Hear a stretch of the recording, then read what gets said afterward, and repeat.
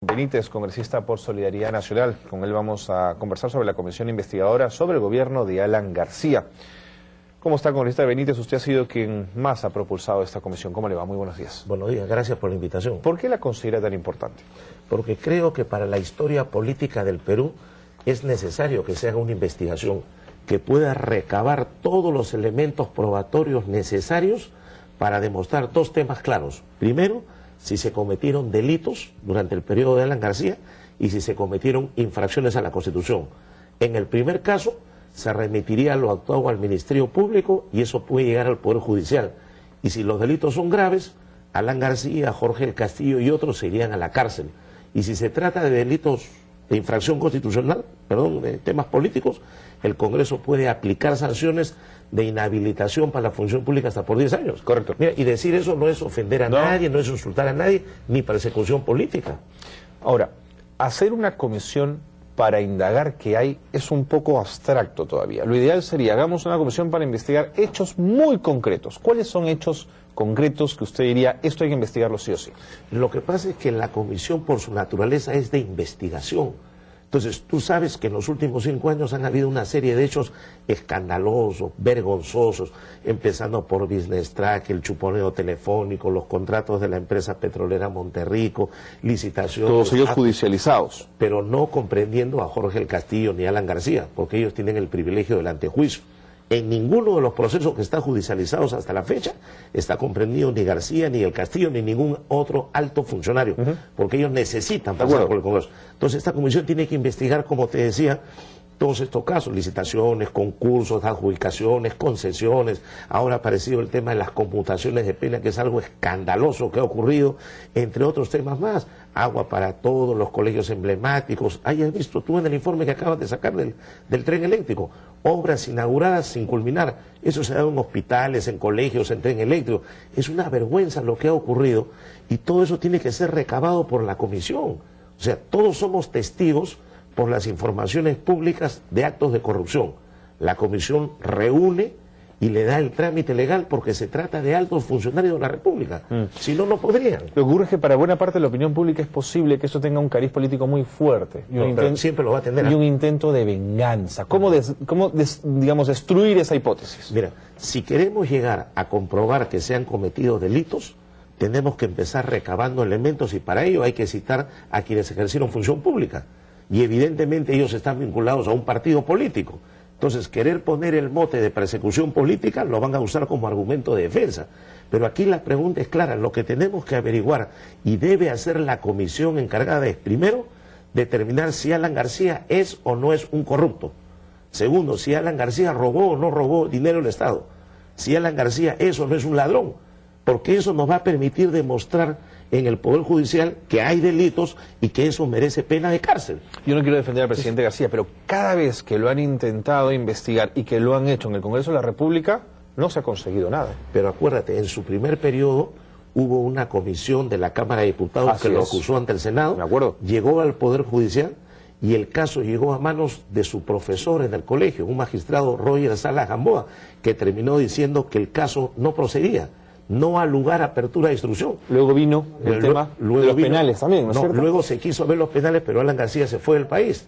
Esperó 10 años, prescribieron los delitos y regresó. O sea, evadió la acción de la justicia. Si él hubiera tenido valentía o pero coraje... la Fiscalía lo dispensó, digamos, no encontró causal, varias veces además. Bueno, el Poder Judicial es el que dijo. Fujimori dio una ley por la cual la contumacia... se suspendían los plazos de prescripción, pero la Comisión Interamericana dijo que eso era inconstitucional. Entonces García se fue del país, evadió la acción de la justicia. Si él hubiera querido aclarar sus cosas, hubiera renunciado a la prescripción y se hubiera sometido a la justicia, pero no lo quiso. Ahora es la segunda vez que pasa por un periodo presidencial. Hay actos de corrupción evidentes, hechos públicos, que lo mínimo que se puede hacer es investigarlo. Ahora, yo entiendo, entiendo a sus compañeros de partido que se dedican a insultar, a atacar, a ofender, hasta se meten con la familia. Ayer estaba yo en una entrevista con un exministro de Justicia y al final sacó la chaveta. Comenzó a insultar hasta la familia, porque están desesperados. Entonces uno les demuestra los documentos, saben que cuando se investigue va a ser peor, y perdóname que lo repita, Carlos, pero así como van las cosas, Alan García y compañía pueden terminar en la cárcel. Y eso hay que decirlo con nombre propio, no hay por qué tener temor. Eso es lo que puede conducir los hechos que se están investigando y que pueden terminar de manera gravísima. Una de las últimas denuncias que ha hecho el congresista Benítez tiene que ver con la liberación de 3.226 narcotraficantes. Y tenemos aquí un cuadro, efectivamente, donde se aprecia las conmutaciones de pena, ¿no es cierto?, para estos 3.226 narcotraficantes. Y aquí pueden ver ustedes, no sé si la cámara me puede acompañar, hubo un total de 5.267 conmutaciones, de las cuales por tráfico ilícito de drogas llegan a 3.226, aquí está la cifra, y robo agravado 1.644. En relación al resto de conmutaciones es impresionante la proporción, ¿no es cierto? Por ejemplo, apropiación ilícita, una conmutación, parricidio, una conmutación, en fin, se diluyen. Usted ha dicho, señor Benítez, que estas liberaciones tienen que ver con coimas. Aquí se ha pagado para que estas personas salgan de prisión. ¿Qué hay de cierto en eso y qué pruebas tiene usted para poder hacer una acusación tan seria? Mira, todos los abogados que algún día han litigado y han tenido casos por los cuales sus defendidos han terminado en prisión, saben perfectamente el nivel de corrupción que existe y cómo cobran plata por otorgar libertades. Entonces, si por la vía judicial tú pones penas drásticas, los jueces condenan y les quitas beneficios penitenciarios, ese nivel de corrupción se traslada a otra búsqueda de salida, conmutaciones de pena. Es el mecanismo más fácil que han encontrado. Ministerio de Justicia. Se van al Ministerio de Justicia, presentan un expediente, les dan un informe, les bajan la pena y se van a la calle. Entonces, imagina el escándalo que sería haber coimeado para que salgan 3.226 personas. Pero van coimeando uno por uno, pues van pasando. No es que salgan los 3.000 de un solo día. Entiendo. O sea, además aquí por años, ¿no? En el 2008, 299, luego trepan en el 2009 a 1.211 y en el 2010 a 1.189. Así es, van subiendo. Entonces es evidente. Esa es la investigación. Va a arrojar la responsabilidad de los funcionarios. Es más, el día de ayer en una entrevista que nos hicieron y estuvo presente uno de los ministros que ha otorgado estos conmutaciones de pena, Pastor, ya dijo flagrantemente, dijo, lo que pasa es que en el Perú más de 40.000 internos, la mayoría de los casos son robo agravado y tráfico de drogas. Por eso es que son ellos los que más salen. Por eso, esa es la justificación. No, pues yo creo que ha complicado su situación porque yo he encontrado acá un comunicado del Instituto Nacional Penitenciario donde los propios funcionarios del Ministerio de Justicia dicen que estas medidas de conmutación de pena están restringidas para tráfico ilícito de drogas, robo agravado, terrorismo y otros delitos graves, como trata de blancas. Entonces estamos viendo que el exministro dice una cosa y los comunicados oficiales dicen otra.